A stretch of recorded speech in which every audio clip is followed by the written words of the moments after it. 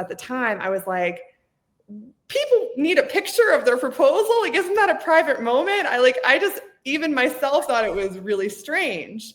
And anyway, I went and it was truly like the very early days of Instagram. And so I really feel, had Instagram not been Instagram, I don't know if this would have become what it became. This whole proposal industry, like it didn't exist really before. So I did this proposal for this man. It was on like the boat, like the lake near the boathouse in Central Park. And it was just photography. In the early days, it was just people were like, show up, take pictures of my proposal. That was it. And so I showed up to this man's proposal. I was in this little hut near the lake on Central Park. And all he told me was, I'm wearing a blue shirt, she's in a green dress. I'm going to be in a boat, rowing my boat, and I'm going to propose to her in the boat. And so I was stationed in this little hut. I had one of those super long telephoto lenses to like catch him. And I'm like there waiting like a little sniper, waiting to get my shot of him proposing. And finally the guy rows his boat and I see him. And at the moment of his proposal, he turns the boat where she's facing completely away from me. And so all the pictures are the back of her head, because I was in the hut. I can't move, like, cause it's water. So anyway, it was just so funny.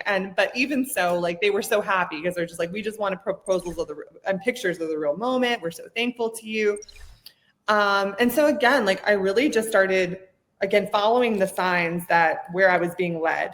And what ended up happening was, crazy enough, Lopez, the next week, a mother contacts me and she's like, I want you to photograph my son's proposal. It's on the lake in Central Park.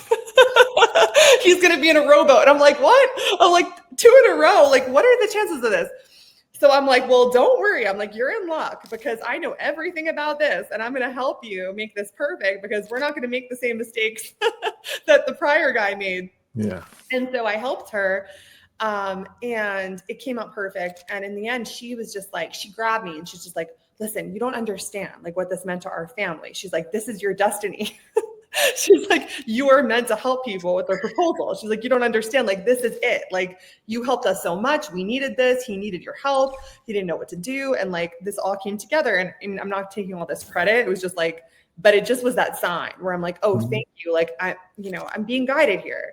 So soon enough, it just started being that I just was getting asked to do so many proposals.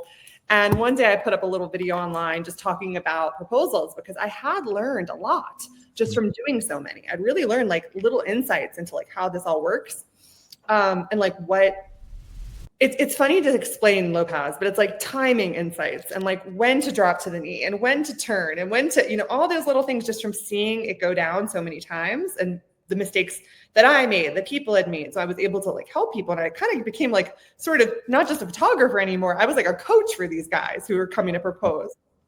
At the time, it was mostly guys. I had some women proposing too, but mostly guys.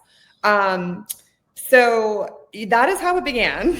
And it just started snowballing, where it was like slowly what ended up happening was, and I used to do all kinds of like corporate photography and all kinds, but slowly people were coming to my website and they're like, you're an expert in proposals. Like I became like just getting known for that. And then, I started getting known for this. So all of a sudden, like the New York Daily News was calling me and they're like, we want to do a story on you. You're the proposal photographer of New York City. And then like other publications and things like that started popping up. And, but over time, so my business started kind of growing and it was just photography. It was just me. And then I said to myself, hey, it's more than photography at this point. Like I can offer the photography, but there's other things I know these guys want that I can help them with. Like sometimes they want a private venue to propose. Sometimes they might want like a musician who's like playing their favorite songs while they're proposing, serenading them. They might want a bottle of champagne after the proposal to like, there's other things that they wanted. And so I started offering all that. I'm like,